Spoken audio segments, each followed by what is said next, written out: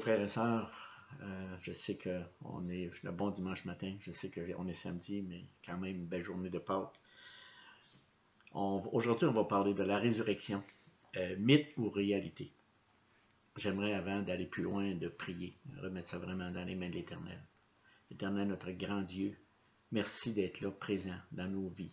Merci pour cette parole qu'on a, qu'on peut s'appuyer, puis vraiment voir, Seigneur, que tout ce qui s'est fait, tout ce qui s'est réalisé, tout ce qui a été accompli est d'une réalité totale. Pourquoi? Parce que c'est ton Écriture qui le dit. C'est vraiment des témoins oculaires qui l'ont vu. Et Seigneur Dieu, ce matin, ouvre notre esprit, notre cœur, afin qu'on puisse bien saisir et comprendre les vérités que tu mets dans ta parole. On te remet cela entre tes mains. Amen. Aujourd'hui, dans le monde entier, on sait que nous soulignons la fête de Pâques. Il y a plus de 2000 ans. Une histoire unique, réelle, extraordinaire et totalement véridique s'est passée. La parole de Dieu, la Bible, confirme avec fermeté que le Fils de Dieu est mort sur la croix et que 3 jours après, il est ressuscité des morts. Cette histoire exceptionnelle a complété ou a changé complètement le cours de l'histoire humaine. Dans un éditorial que j'ai lu, Évangile et liberté, dont leur raison d'être, c'est de penser, critiquer et croire en toute liberté. Son article a été daté du 2 avril 2020. Et il avait un titre accrocheur. Christ est ressuscité. Il est vraiment ressuscité. Et là, ça m'a attiré, j'ai continué à lire l'article. Il dit, en ce mois de Pâques, la résurrection est au centre des prédications. Nous n'irons pas au temple ou dans des églises, les rassemblements pour Pâques étant interdits. Mais nous pourrons entendre les prédications à la radio et en voir sur Internet. Comment faire pour que cette proclamation ait un sens pour nous? Impensable résurrection, tel est le titre qu'Henri Perzos, qui fut membre de notre comité de rédaction, avait donné à l'un de ses ouvrages. Car c'est bien un défi pour la pensée que de trouver une manière de dire la résurrection qui nous parle encore. Certes, certains croient que la résurrection est ce qui désigne le retour à la vie une fois l'étape de la mort biologique franchie. Mais il ne faudrait pas oublier les autres pour qui cette idée n'a pas de sens et leur laisser craindre qu'ils soient des hommes de peu de foi. Je continue l'article. Les évangiles ne tentent pas de prouver la résurrection. Ils en racontent les effets. Alors, narrons des histoires de résurrection. Confinés que nous sommes à ceux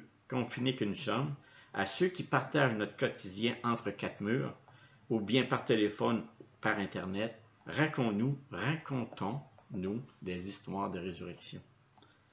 Que les personnes à qui on a dit qu'il était de moins que rien et qui ont cru, mais qui aujourd'hui sont épanouis et bien dans leur peau, dans leur vie, racontent leur résurrection.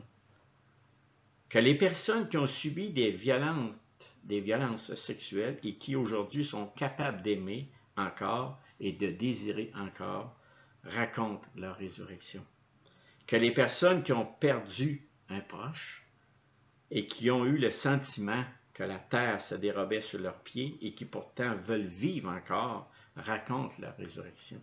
Et il termine l'article, « Ne faisons pas de la résurrection une incompréhension qui appartient au passé, laissons-la avoir toute sa place dans nos vies aujourd'hui. » Vraiment, c'est pas ce que je m'attendais, vraiment vers la fin de l'article. Mais ça m'a interpellé, vraiment, c'est ça que je veux vous parler. Pas directement de la lettre, mais certains points qui ont été soulevés dans la lettre, mais un petit peu plus tard. Oui, c'est tout à fait vrai qu'en ce temps de Pâques, que la résurrection est au centre des prédications chrétiennes et que nous ne pourrons pas, comme nous avions l'habitude de nous présenter au temple ou dans les églises, car tous les rassemblements sont interdits. Oui, c'est tout à fait vrai que cette bonne nouvelle peut être attendue soit par la radio, soit par Internet. Merci Seigneur. Et je loue l'Éternel que nous puissions utiliser cette technologie afin de rejoindre des milliers de personnes qui ne peuvent pas ou qui ne peuvent et qui ne veulent pas se déplacer afin d'entendre la plus merveilleuse espérance offerte par Dieu le Créateur à tous les êtres humains qui vivent sur cette terre. Cet article m'a vraiment interpellé et m'a amené à me poser des questions fondamentales que tout être humain devrait se poser durant toute l'année, mais encore plus en ce temps de Pâques, puisque tout le monde en parle. Pour les auditeurs qui ne croient pas en la résurrection des morts ou qui trouvent que cela n'a pas de sens, mettez la vidéo sur pause, prenez le temps d'aller chercher une Bible, le livre de vie qui contient la parole de Dieu, écrite par des hommes, mais inspirée par le Dieu vivant, le créateur de la terre, le souverain, dans le but que vous puissiez vérifier ce que je dis est vrai.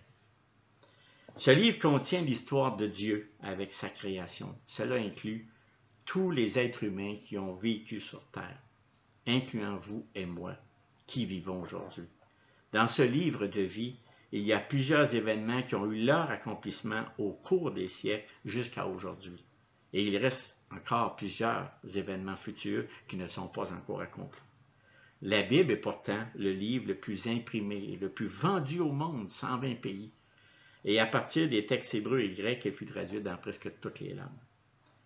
Un livre de vie qui a traversé tous les siècles et qu'aucun être humain n'a pu éliminer de la surface de la terre. Pourquoi? Parce que Dieu dit dans Matthieu 5, 18, « Car je vous le dis en vérité, tant que le ciel et la terre ne passeront point, il ne disparaîtra pas de la loi un seul iota ou un seul trait de lettre jusqu'à ce que tout soit arrivé. » Lire et relire attentivement tous les versets qui seront mentionnés aujourd'hui en demandant sincèrement à Dieu qu'il vous donne la pleine conviction de l'authenticité de sa parole. Priez Dieu pour qu'il vous donne les yeux, pour qu'il vous ouvre les yeux et le cœur afin de connaître sa volonté pour sa création. Maintenant, j'aimerais répondre à la question qui est écrite dans l'article que je vous ai lu tantôt. Comment faire pour que cette proclamation ait un sens pour vous? Et je répète la proclamation qu'elle disait. Christ est ressuscité, il est vraiment ressuscité. Autrement dit, que dois-je faire pour que cette proclamation ait un sens pour nous? Vous savez, il n'y a rien qu'une façon. Ouvrons la parole de Dieu. Reportons-nous dans le premier livre des Corinthiens. Vous savez, dès le début de la lettre de Paul aux Corinthiens, nous pouvons rapidement comprendre qu'il n'était pas heureux d'entendre les gens de Chloé de ce qui se passait avec les croyants de l'Église de Corinthe. Le Christ ressuscité avait perdu son sens profond parmi la majeure partie des croyants de Corinthe. Ils croyaient en Christ, mais leur attitude ne démontrait pas qu'ils comprenaient réellement ce Christ ressuscité. Parlons un peu de cette ville. À l'époque, la ville de Corinthe était une ville avec une position géographique exceptionnelle qui lui amenait une forte affluence commerciale et mondaine. Mais même au point de vue de la moralité païenne de son temps, Corinthe était si corrompue que son propre nom était devenu synonyme de débauche et de dépravation morale. Paul dresse une liste des péchés spécifiques que l'on trouvait dans la ville et qui avaient caractérisé bon nombre des membres de cette Église. On pouvait lire ça ici dans 1 Corinthiens 6, 9 à 10. Ne savez-vous pas que les injustes n'hériteront point le royaume de Dieu? Ne vous y trompez pas, ni les débauchés, ni les idolâtres, ni les adultères, ni les efféminés, ni les homosexuels, ni les voleurs, ni les cupides, ni les ivrognes, ni les outrageux, ni les ravisseurs n'hériteront du royaume de Dieu. Avec de tels traits de caractère des gens de Corinthe, l'Église de Corinthe était incapable de rompre complètement avec sa culture d'origine et il était extrêmement divisé, ce qui montrait vraiment son immaturité spirituelle et son caractère charnel. Le problème le plus important de l'Église de Corinthe était son attachement au monde, son refus de se distinguer de la société environnante. La plupart des croyants ne parvenaient pas à renoncer vraiment à leur ancienne manière de vivre, immorale, égoïste et païenne. Vous savez, en toute honnêteté et franchise, reconnaissons que nous vivons dans une société immorale qui n'a aucune difficulté à pratiquer tous les péchés qui ont été mentionnés par Paul. Que nous soyons grecs ou juifs, ou encore n'importe quelle nation, notre nature humaine est constamment portée vers le mal. Nous ignorons avec arrogance le Créateur de l'univers, le problème qu'on a. Nous croyons sans l'ombre d'un doute que nos œuvres nous sauveront de la mort et que nous méritons la vie éternelle sans rendre aucun compte à celui qui nous a créés. J'aimerais lire le verset suivant. Regardons ensemble ce que Dieu dit dans Romains 3, versets 9 à 20. Quoi donc? Sommes-nous plus excellents? Nullement, car nous avons déjà prouvé que tous, juifs et grecs, sont sous l'empire du péché. Selon qu'il est écrit, il n'y a point de juste, pas même un seul. Nul n'est intelligent, nul ne cherche Dieu. Tous sont égarés, tous sont pervertis. Il n'y en a aucun qui fasse le bien, pas même un seul. Leur gosier est un sépulcre ouvert. Ils se servent de leur langue pour tromper. Ils ont sous leurs lèvres un venin d'aspic. Leur bouche est pleine de malédiction et d'amertume. Ils ont les pieds légers pour répandre le sang. La destruction et le malheur sont sur leur route. Ils ne connaissent pas le chemin de la paix. La crainte de Dieu n'est pas devant leurs yeux. Or, nous savons que tout ce que dit la loi, elle le dit à ceux qui sont sous la loi, afin que toute bouche soit fermée et que tout le monde soit reconnu coupable devant Dieu. Car nul ne sera justifié devant lui par les œuvres de la loi, puisque c'est la loi que vient la connaissance du péché. Je le répète, nul ne sera justifié devant le Seigneur par les œuvres de la loi. Vous savez, un jugement vient sur ce monde et ses habitants. Parmi les hommes, il n'existe aucun juste. Tous sont coupables et dignes de condamnation. La colère de Dieu repose sur tous les hommes, car tous ont péché et l'iniquité des hommes va bientôt atteindre son comble.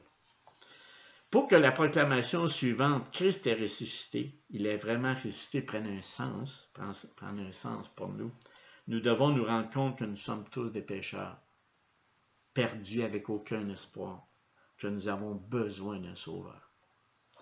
Cette proclamation prend du sens quand nous comprenons que tous les êtres humains qui vivent sur cette terre vont mourir. Car Dieu a dit dans Romains 6, 23, le salaire du péché, c'est la mort. Maintenant que nous savons que nous sommes tous pécheurs et que nous méritons tous la mort éternelle, car il n'y a personne sur cette terre qui a pu vivre sans péché, sauf le Fils de Dieu qui est venu sur cette terre. Il a vécu 33 ans, il n'a jamais péché, il a été condamné, insulté, méprisé, injurié, fouetté, et on l'a mis à mort. Il a été mis sur une croix pour mourir pour chacun de nous, afin que quiconque croit ait la vie éternelle. Et c'est pourquoi que Paul dit aux Corinthiens ceci, dans 1 Corinthiens 5, 6 et 8, c'est pour ça que je vous dis, les Corinthiens avaient perdu de vision, le Christ a ressuscité. À plusieurs reprises, on va revenir sur le livre de Corinthe, parce qu'il y a des vérités profondes que les Corinthiens avaient perdu de vue. Et c'est bien à tort que vous vous glorifiez. Ne savez-vous pas qu'un peu de levain fait lever toute la pâte? Faites disparaître le vieux levain, afin que vous soyez une pâte nouvelle, puisque vous êtes sans levain, car Christ, notre Pâque, a été immolé. Célébrons donc la fête, non avec du vieux levain, mais avec un levain de malice et de méchanceté, mais avec les pains sans levain de la pureté et de la vérité. Comprenons-nous réellement l'expression « car Christ, notre Pâque, a été immolé ». J'aimerais passer quelques minutes là-dessus. La Pâque est-il un mythe ou une histoire vraie? Vous savez, au commencement, à la chute d'Adam et Ève, Dieu a donné comme conséquence à leur péché ceci. Empêchons-le maintenant d'avancer sa main, de prendre de l'arbre de vie et d'en manger de vivre éternellement. Et l'Éternel Dieu les chassa du jardin d'Éden. On voit ça dans Genèse 3, versets 22-23.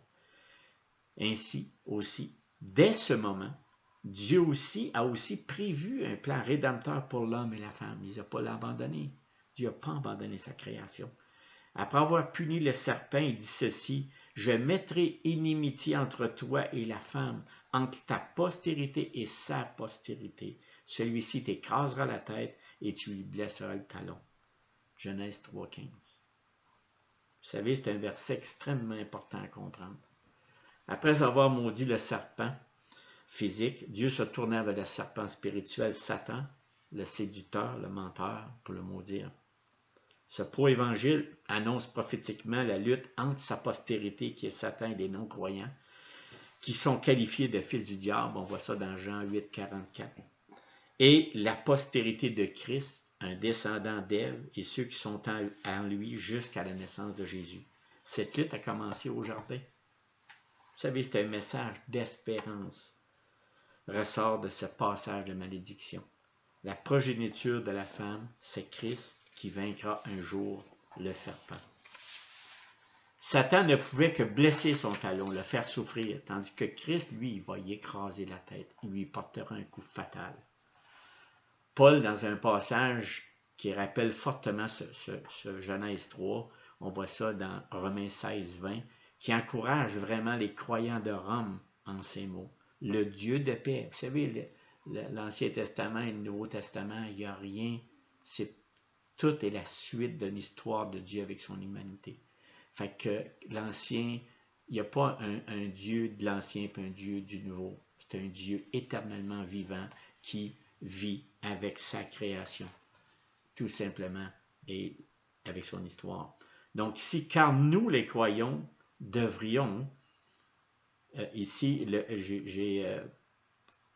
verset 16-20, c'est le Dieu de paix écrasera bientôt Satan sous vos pieds. C'est exactement le verset, et ça devrait vraiment nous encourager. Car nous, les croyants, devrions être conscients que nous participons à l'écrasement de Satan.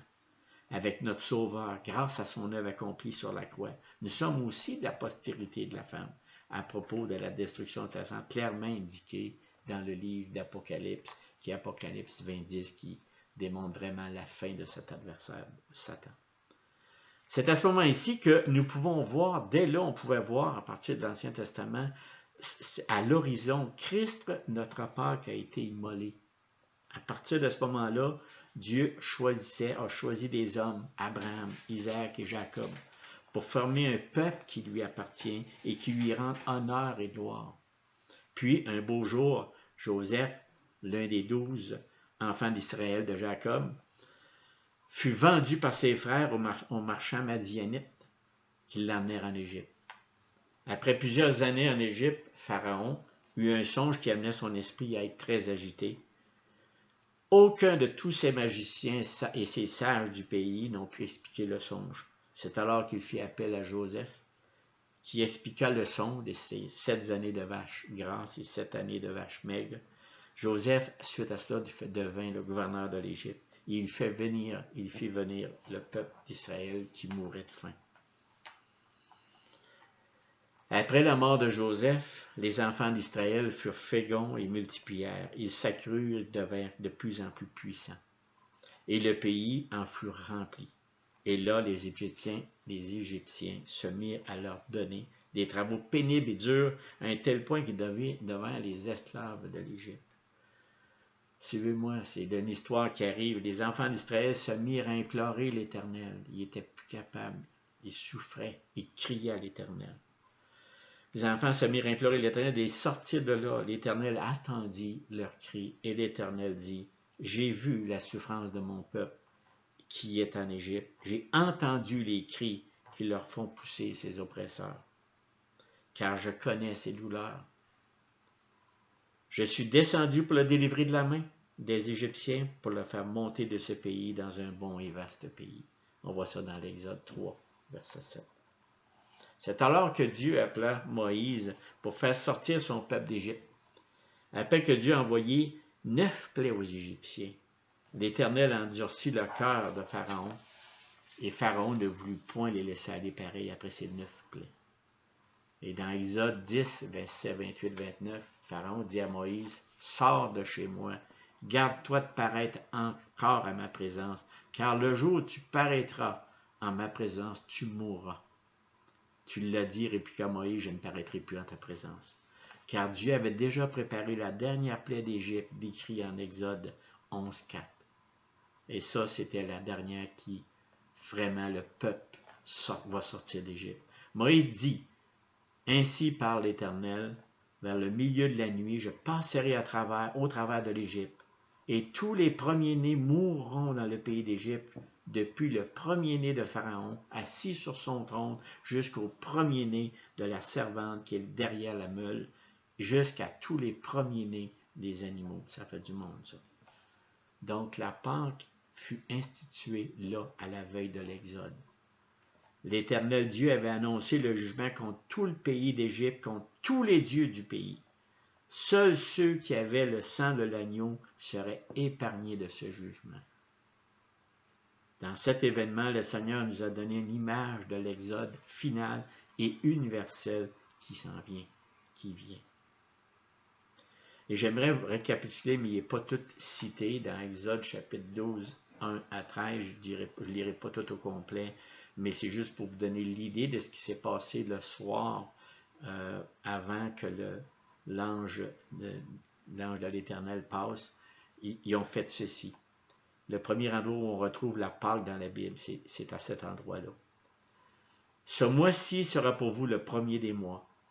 On prendra un agneau pour chaque famille, un agneau pour chaque maison.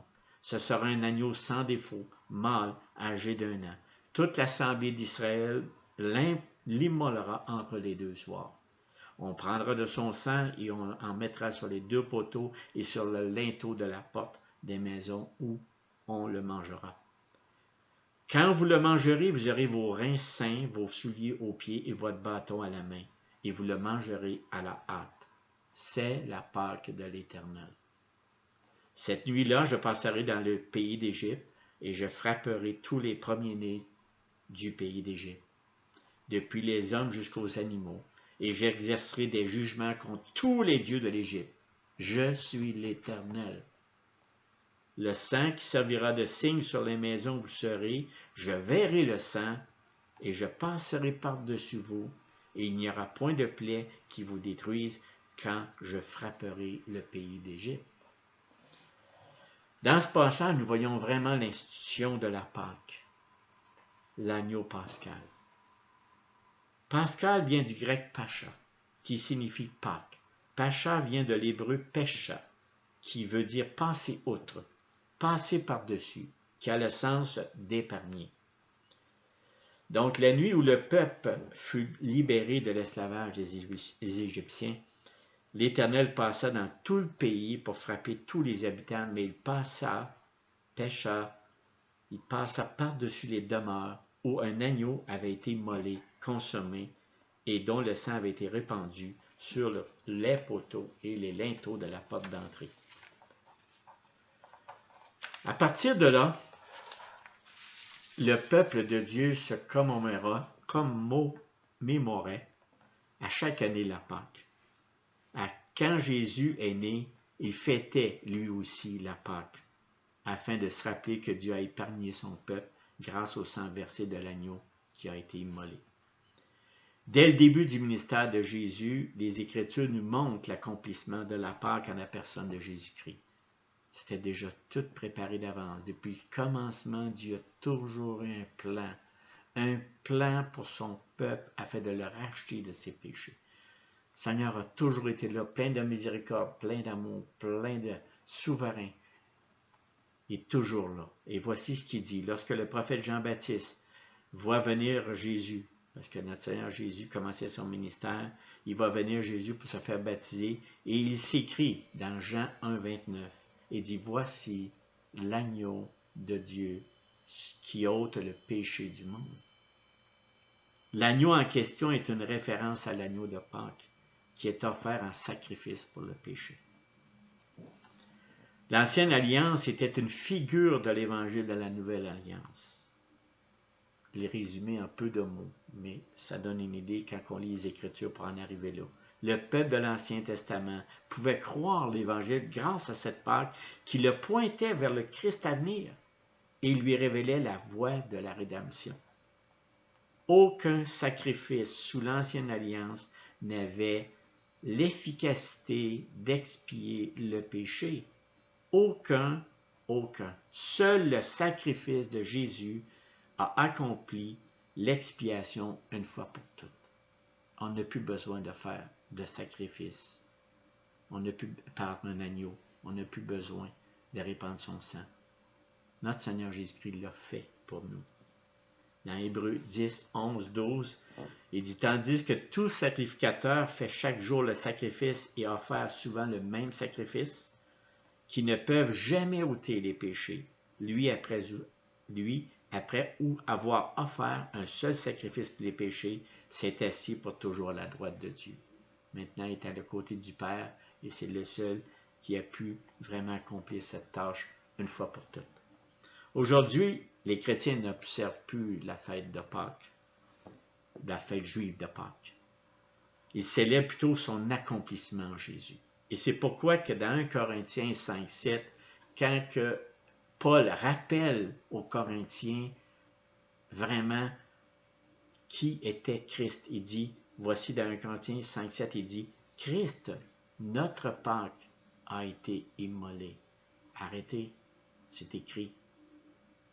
Donc, ça faisait vraiment rappeler, parce que les autres, c'est sûr que les Corinthiens, c'est-à-dire il y avait des Juifs là-dedans, ils étaient au courant de toute cette tradition-là depuis le début, puis ils étaient au courant aussi de la sortie d'Égypte et tout le rappel. Ils connaissaient la Pâque, les fêtes des pains sans levain, tout ça. Mais Paul dit c'est Christ qui est notre Pâque, qui a été immolé. Regardons ensemble quelques versets avant que le Christ, notre Pâque, ait été immolé. Il dit dans Luc 22, 7 à 16. Le jour des pains sans levain où l'on avait immolé, la Pâque arriva. Et Jésus envoya Pierre et Jean en disant, allez-nous préparer la Pâque, afin que nous la mangions. Ce n'était pas quelque chose qui était en dehors des traditions de notre Seigneur Jésus-Christ. Mais lui, il savait qui était la Pâque. Et il lui dit, où veux-tu que nous la préparions? Il leur répondit, voici, quand vous serez entrés dans la ville, vous rencontrerez un homme portant une cruche d'eau, suivez-le dans la maison où il entrera, et vous direz au maître de la maison, le maître te dit, où est le lieu où je mangerai la Pâque avec mes disciples? Et il vous montrera une grande chambre haute meublée, c'est là que vous préparerez la Pâque. Ils partirent et ils trouvèrent les choses comme il leur avait dit, et ils préparèrent la Pâque. L'heure étant venue, il se mit à table, et les apôtres avec lui, et il leur dit, j'ai désiré vivement manger cette Pâque avec vous, avant de souffrir. Car je vous le dis, je ne mangerai plus jusqu'à ce qu'elle soit accomplie dans le royaume de Dieu. Jésus savait dans son fort intérieur, Jésus savait très bien qu'il était la Pâque à venir. Il partit de la chambre haute pour se rendre selon sa coutume à la montagne des Oliviers avec ses disciples. Et on voit ça dans Luc 22, 40, 44. Lorsqu'il fut arrivé dans ce lieu, il leur dit, priez afin que vous ne tombiez pas en tentation. Puis il s'éloigna d'eux à la distance d'environ un jet de pierre, et s'étant mis à genoux, il pria, disant, Père, si tu voulais éloigner de moi cette coupe, toutefois, que ma volonté ne se fasse pas, mais la tienne. Alors un ange lui apparut du ciel pour le fortifier. Étant en agonie, il pria plus intensément, et sa sueur devint comme des grumeaux de sang qui tombaient à terre. Après avoir prié, il se leva et vint vers les disciples, et qu'il trouva endormis de tristesse. Comme il parlait encore, voici une foule arriva pour venir le chercher comme un brigand. Les hommes qui tenaient Jésus se moquaient de lui et le frappaient. Ils lui voilèrent le visage et ils l'interrogeaient en disant, devine qui t'a frappé. Et ils proféraient contre lui beaucoup d'autres injures. Il fut conduit devant le souverain sacrificateur Caïphe, qui avait donné conseil aux Juifs. Il est avantageux qu'un seul homme meure pour le peuple. Après l'avoir interrogé, il l'envoya au gouverneur Pilate, afin qu'il soit condamné à mort. Jean 18, 35 et 37. Voici ce que Pilate répondit. Avec Pilate. Pilate répondit, moi, suis-je juif? Ta nation et les principaux sacrificateurs t'ont livré à moi. Qu'as-tu fait? Mon royaume n'est pas de ce monde, répondit Jésus. Si mon royaume était de ce monde, mes serviteurs auraient combattu pour moi, afin que je ne fusse pas livré aux Juifs. Mais maintenant, mon royaume n'est point d'ici-bas. Pilate lui dit, tu es donc roi. Jésus répondit, tu le dis, je suis roi. Je suis né et je suis venu dans le monde pour rendre témoignage à la vérité. Quiconque est de la vérité, écoute ma voix. Donc Pilate prit Jésus et le fit battre de verge. Les soldats tracèrent une couronne qu'ils posèrent sur sa tête. Ils le revêtirent d'un manteau de pourpre, puis s'approchant de lui, ils disaient « Salut, roi des Juifs !» Et ils lui donnaient des soufflets. Ensuite, Jésus porta sa croix, arriva au lieu du crâne, qui se nomme en hébreu Golgotha, et c'est là qu'il fut crucifié. Après cela, Jésus, qui savait que tout était déjà consumé, dit, afin que l'écriture soit accomplie, « J'ai soif. » Quand Jésus eut pris le vinaigre, il dit, « Tout est accompli. » Il poussa un grand cri et rendit l'esprit. Et voici le voile, en même temps que ça s'est fait à sa mort, le voile du temple se déchirant en deux, depuis le haut jusqu'en bas. La terre trembla, les rochers se fendirent, les sépulcres s'ouvrirent, et plusieurs corps des saints qui étaient morts ressuscitèrent. Certains ont dit, c'est sûrement le Fils de Dieu. Donc la Pâque n'est pas un mythe, mais une histoire vraie, qui est connue dans le monde entier.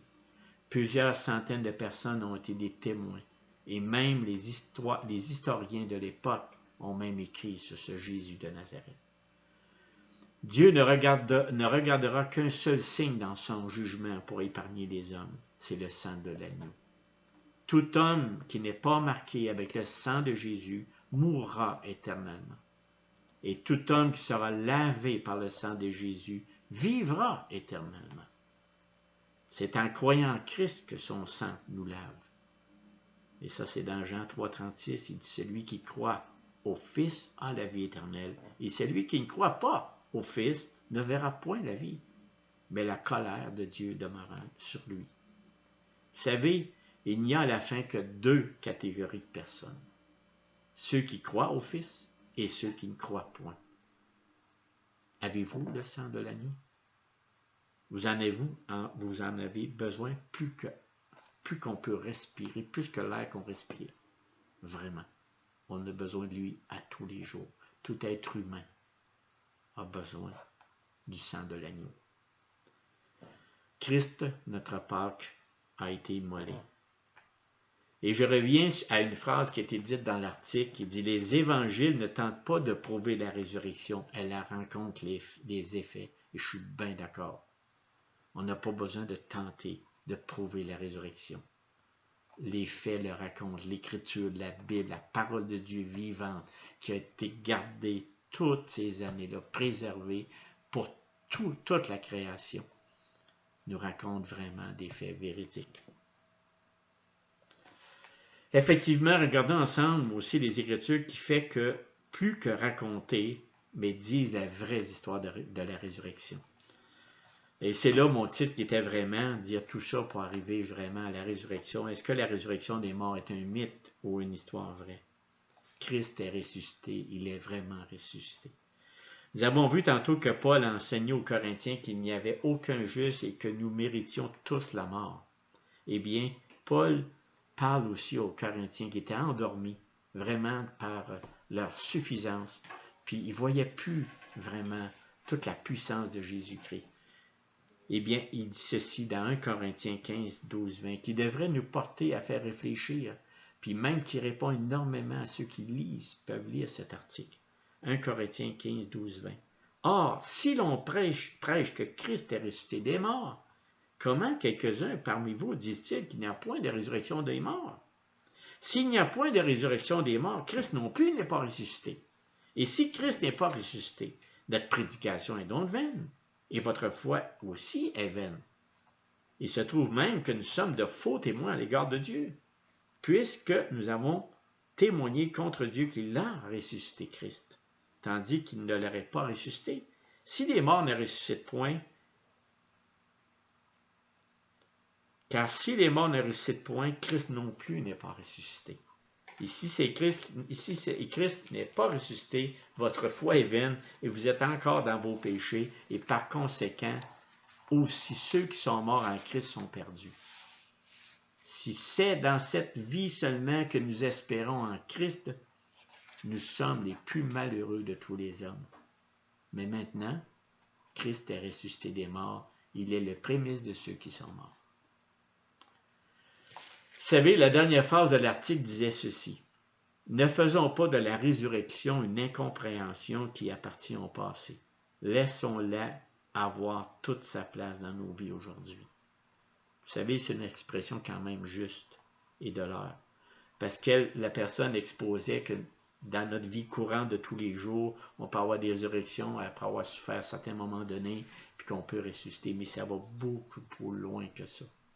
Ce qu'on devrait avoir dans notre cœur, c'est la résurrection de nos vies, notre personne. C'est une espérance extraordinaire, vraiment. La résurrection est pour nous donner la vie éternelle. C'est pas juste quelque chose de passage dans cette vie de tous les jours.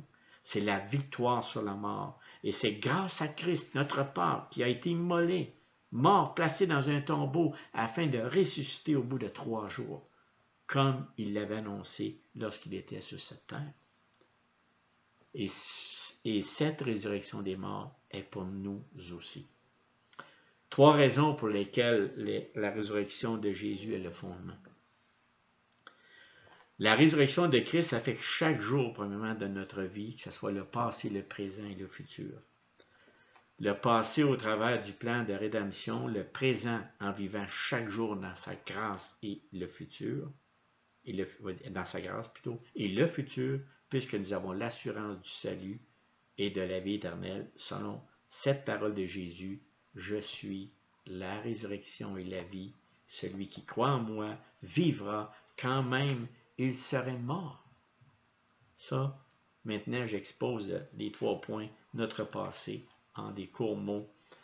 Notre passé, c'est le plan de rédemption conçu autrefois, qui est une histoire vraie. À cause du péché, nous avons été séparés de Dieu et nous ne sommes pas dignes de son royaume. Romains 3, 23, qu'on dit le salaire du péché, c'est la mort. Mais Dieu a conçu un plan de rédemption, comme on a vu tantôt. Il a envoyé son Fils unique dans ce monde afin qu'il paye le prix de nos péchés. Lui qui n'a point connu le péché était Dieu fait chair. Grâce à son sacrifice, nous avons été justifiés. La Bible nous dit clairement que ce n'est que par le Christ que nous pouvons venir au Père. Jean 14, 6, il dit, Jésus lui dit, je suis le chemin, la vérité et la vie. Nul ne vient au Père que par moi. Maintenant, notre présent, dans cette vie, quand on pense aujourd'hui à la Pâque, la résurrection des morts, notre présent, c'est une dépendance à Christ quotidienne. Grâce à la résurrection de Christ, nous avons le même pouvoir que Dieu a utilisé pour sortir du tombeau, afin de vivre la vie chrétienne. Il nous est difficile de vivre la vie chrétienne par nos propres efforts, mais si nous dépendons de Dieu, il nous donnera la force nécessaire. En Christ, nous devenons des créatures nouvelles. On a une espérance profonde. Et cela est possible lorsque le Dieu Tout-Puissant vient vivre en nous et nous remplit de la puissance de la résurrection. 2 Corinthiens 5, 17. Ça fait beaucoup de versets. Mais comme je disais au début, l'auditeur qui entend ça, qui n'a pas entendu, puis qui se pose vraiment la question, est-ce des mythes, la résurrection ou une réalité? Ça fait beaucoup de versets, mais la Bible en parle énormément. Il faut ouvrir la Bible, le livre de vie, de celui qui est vraiment toute la vie, qui contient toute la vérité. 2 Corinthiens 5, 17 nous dit ceci. Si quelqu'un est en Christ, il est une nouvelle créature. Les choses anciennes sont passées, voici, toutes choses sont devenues nouvelles. Et troisièmement, c'est notre avenir. Quand on pense à la résurrection, on n'a plus rien à craindre de l'avenir. 1 Thessaloniciens 4, 14 dit ceci. Car si nous croyons que Jésus est mort et qu'il est ressuscité, croyons aussi que Dieu ramènera par Jésus et avec lui tous ceux qui sont morts. Non seulement la résurrection de Christ influence notre passé, notre présent, mais c'est la garantie de notre avenir. En tant que chrétiens, nous n'avons plus à craindre la mort, parce que nous avons l'espérance qu'un jour, nous serons avec Dieu pour toujours. Lorsque nous nous repentons, plaçons notre confiance en Jésus et lui demandons de nous sauver et de venir vivre dans nos vies, nous recevons le don de la vie éternelle et la certitude d'entrer au ciel. Romains 6, 23 dit, « Car le salaire du péché, c'est la mort, mais le don gratuit de Dieu, c'est la vie éternelle en Jésus-Christ, notre Sauveur. » Donc, ne faisons pas de la résurrection une incompréhension qui appartient au passé. Laissons-la avoir toute sa place dans nos vies aujourd'hui, car Christ est ressuscité. Il est vraiment ressuscité. Vous savez, ça fait beaucoup de choses qu'on vient de parler. J'ai résumé à beaucoup de places, certainement, mais ça donne l'essentiel de voir vraiment le plan divin de rédemption de notre grand Dieu, le Dieu Tout-Puissant, le Dieu qui a créé toute cette terre, le Dieu 3 fois saint, celui qui n'a jamais abandonné sa création. Il a toujours pris soin. C'est nous qui l'ignorons. C'est nous qui le mettons de côté. C'est nous qui ne veut rien savoir de notre Seigneur Jésus-Christ. Mais au moins, on a de l'espoir. Parce que cette journée de Pâques nous amène à réfléchir et à méditer sur le plan divin. Car la résurrection de Christ n'est vraiment pas un mythe. C'est vraiment une histoire réelle et pleine d'espoir pour toute sa création, celui qui en veut. La mort est le dernier ennemi. Christ l'a vaincu pour nous, afin que nous ayons la vie éternelle. Car Christ comme prémisse, puis ceux qui appartiennent à Christ lors de son avènement. Frères et sœurs, gardons les yeux fixés. Excusez. Gardons les yeux fixés sur notre Seigneur Jésus-Christ, afin qu'il nous donne la persévérance jusqu'à la fin, et qu'il soit pour nous une source constante de joie, d'amour et d'espérance. Que la grâce de notre Seigneur Jésus-Christ soit avec votre esprit. Je finis avec ça, puis j'aimerais terminer avec une prière afin qu'on puisse savourer toutes ces paroles qu'on a entendues, les lire et relire les certains versets que j'ai mentionnés. Et Seigneur Dieu, on prie. Éternel notre Maître, quelle belle vérité que tu as mis. La résurrection n'est pas un mythe, c'est une réalité pour chaque être humain qui se vire vers toi. À quoi on se demande quoi penser? Bien, c'est de penser justement à ce beau plan divin aujourd'hui. D'être reconnaissant envers un Dieu qui est miséricordieux, plein de bonté, d'amour envers sa création. Tous ceux qui s'approchent de lui, il ouvre les bras, il le prend. Il s'agit d'avoir un cœur, se reconnaître pécheur le plus profond de nous-mêmes, de dire, Seigneur, je ne peux rien faire sans toi car je suis un pécheur. Mais Dieu, quand on confesse nos péchés à Dieu, puis qu'on remet notre confiance en lui, Dieu nous prend dans nos bras, puis nous pardonne nos péchés.